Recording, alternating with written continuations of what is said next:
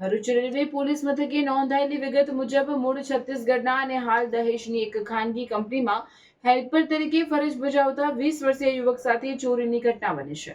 આ મુસાફર ભરૂચ રેલવે સ્ટેશનથી રાઉરકેલા જવા માટે સ્ટેશન પર ટ્રેનની રાહ જોઈ રહ્યો હતો, ત્યારે તેની નજર ચૂકીને ચોરી કરવામાં આવી હતી। ઘટનાની વિગત એવી છે કે આ યુવાન સ્ટેશનના પશ્ચિમ તરફના મુસાફરખાનામાં ટિકિટ બારી પાસે બેઠો હતો। લાંબા પ્રવાસના થાકને કારણે તેને અચાનક ગાઢ નિંદ્રા આવી જતા તે ત્યાં જ સૂઈ ગયો હતો। આ સમયનો ગેરલાભ લઈને કોઈ અજાણ્યા શખ્સે તેના પેન્ટના ખિસ્સામાં હાથ સાફ કરી દીધો હતો।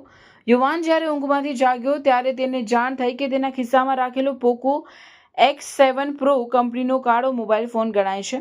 આ મોબાઈલની અંદાજિત કિંમત 26,000 જણાવવામાં આવે છે। આસપાસના વિસ્તારમાં તપાસ કરતા છતાં મોબાઈલ ફોન કે ચોરનો કોઈ પત્તો ન લાગતા આખરે ભોગ બનનાર યુવકે રેલવે પોલીસ મથકે પહોંચી ફરિયાદ નોંધાવી હતી।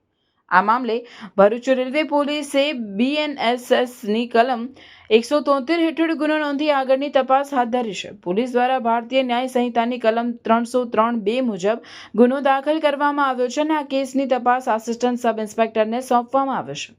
હાલ પોલીસ દ્વારા સ્ટેશનના CCTV ફૂટેજ ચકાસીને તસ્કરને પકડવાની તજવીજ શરૂ કરવામાં આવી છે।